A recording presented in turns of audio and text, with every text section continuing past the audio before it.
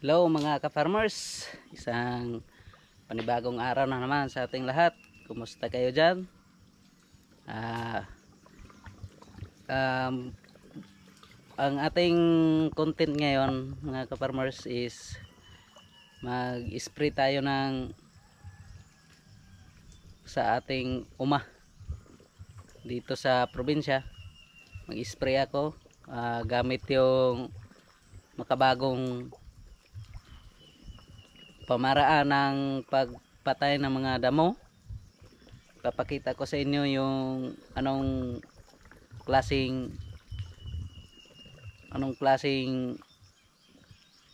gamit yung gagamitin natin pag-spray, kasi unang beses ko pa lang nito magamit, kaya samahan niyo ako sa aking munting vlog ngayong araw na to. Let's go mga ka-farmers. Please support my channel, like and subscribe, kahit munting support lang mga ka-farmers.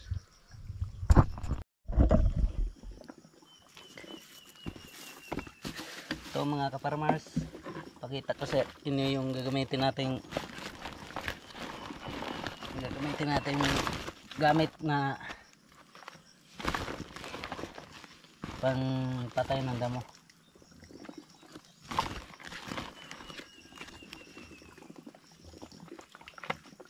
Siya mga ka-farmers,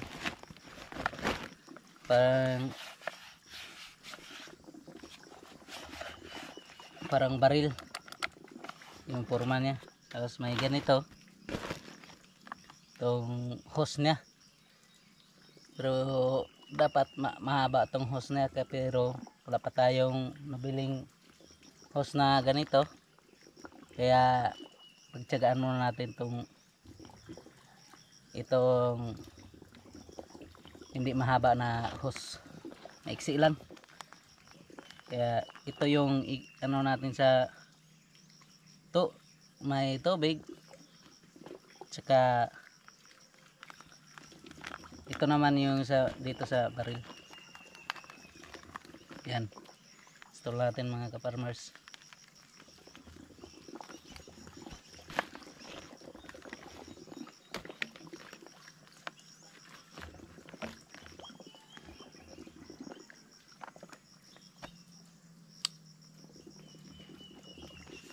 Ito ay testing natin. Ay may ano pa pala,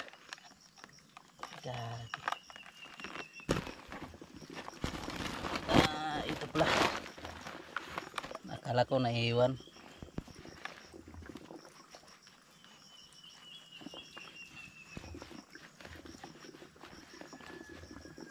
Ito na siya mga ka-farmers. Ito na yung ano niya pag itsura, tapos install. Testing natin mga ka-farmers dito sa testing natin dito.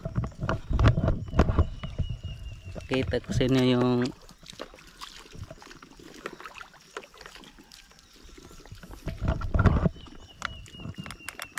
ay wala pa pala battery. Ito yung battery niya, 998 VF Max Power Link Sister Lion Heatstroke. Yan, ilagay natin dito. Ito sa may ito ilalim. Yan, andar na, pero kailangan ng pabigat tong hose natin, kasi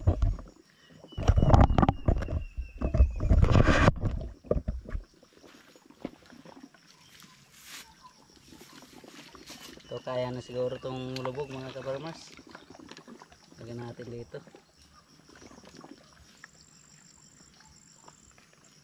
para umubog siya.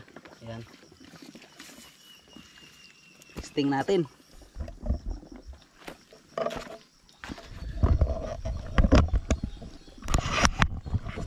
Tingnan natin mga ka-farmers, oh.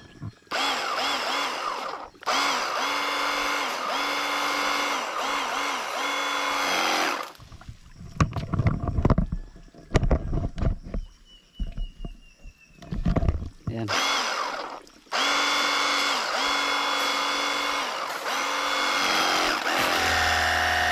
Ayan siya mga ka-farmers, oh. Ito yung gagamitin natin, oh.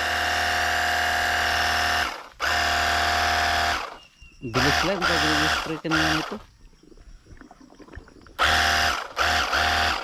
Ayan, oh. Yan mga ka-farmers, ito yung gagamitin natin.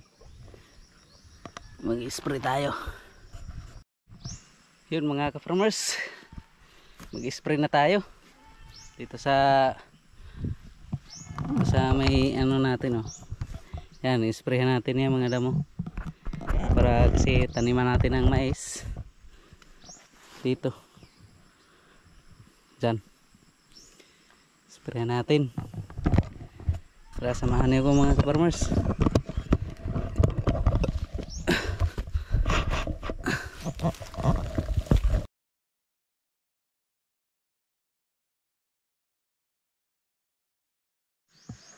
Yun mga ka-farmers, tumigil muna tayo sa pag-spray kasi nalobat yung gamit nating pang-spray, nalobat. Ayun mga ka-farmers, ipakita ko sa inyo yung alaga nating baka na update ko kayo sa ating mga alagang baka. Yun, tara samahan niyo ko mga ka-farmers, puntahan natin. Yan mga ka-farmers, ito pala yung kubo natin. Hindi pa to na balikan ng paggawa kasi busy tayo ngayong ngayong linggo. Ngayong linggo, nakarang linggo busy tayo. Kaya hopefully bukas balikan to. At saka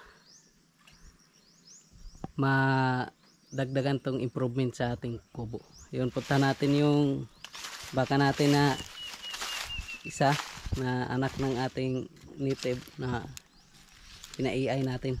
Ito mga ka-farmers siya.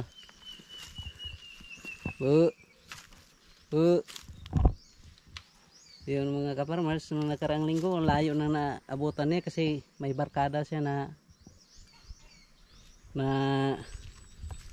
dun sa pag nilagyan ko sa kanila, may isa din doon na bisiro, nagbarkada sila ang layo, kaya nilagyan ko ng busal para mabilis lang nating itali siya kung sakali lumayo siya ulit. Yun mga ka-farmers, oh. Yung ganda ng ating alaga, oh. Ganda pa materialis talaga mga ka-farmers. Yun, lumapit siya. Yung malaki na siya mga ka-farmers, oh. Si dati ano lang to, maliit pa lang to siya. Si mga 3 buwan na pala to mga farmers. 3 buwan na siya dito sa atin. Simula nung inanak siya. Malaki yung tinga, kaya maganda yung katawan niya. Kaya papahimas lang ito mga ka-farmers. Lumayo. Yung mga ka-farmers, yan yung alaga nating bisiro na 3 months old. Yan, ganda.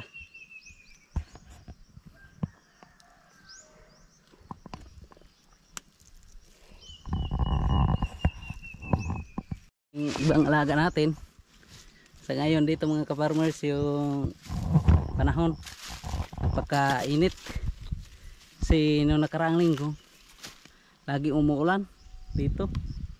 Yan, oh.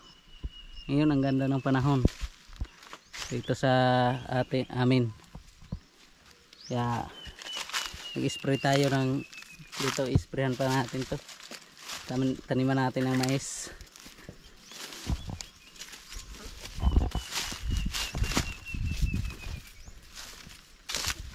Yung puntahan natin yung nanay andun, oh. Yung nakita niyo mga ka-farmers, yun yung nanay nung una nating pinakita. Medyo payat siya kasi may anak siya na dumididi.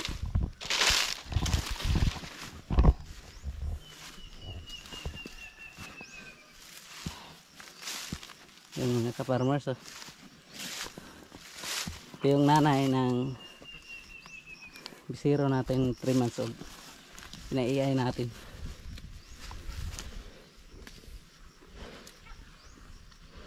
Mamayang hapon papainumin natin to sila. Yun nung daily routine dito sa probinsya. Yung isa na naman mga ka-farmers, yung binili natin, pakita ko sa inyo kung i-update natin para yung ganito mga ka-farmers, kasi isang maganda talaga investment sa ating mga buhay, kasi habang tumatagal lumalaki sila. Habang tumatagal malaki din yung pera natin. Hindi kung nasa sa atin lang yung pera, mabilis lang maubos. Yun ang napansin ko talaga mga ka-farmers, pag hawak natin yung pera na cash, malayo na isang taon ubos agad. Pero pag dito sa farmer, dito sa baka natin i-invest, bili tayo na maliit, papalaki natin, yun sigurado tayo kikita tayo ng malaki. Kasi mahal na yun ang baka na ganito klase. Yung mga bili pala natin dito mga ka-farmers is 35,000 yung ganitong klaseng baka. Napakaamon niya, saka maganda yung pangangatawan niya, kasi ito yung kailangan natin na baka mga ka-farmers upang makapagsimula tayo ng magandang klaseng mga paanak sa kanila.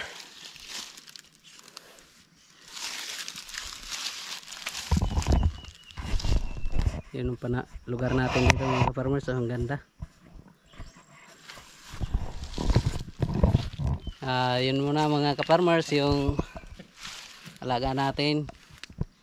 Yun muna yung update natin dito sa probinsya. Hopefully supportan niyo ako mga ka-farmers sa ating munting vlog, kasi maliit lang yung channel natin. Pero kahit maliit, tuloy-tuloy pa rin tayo.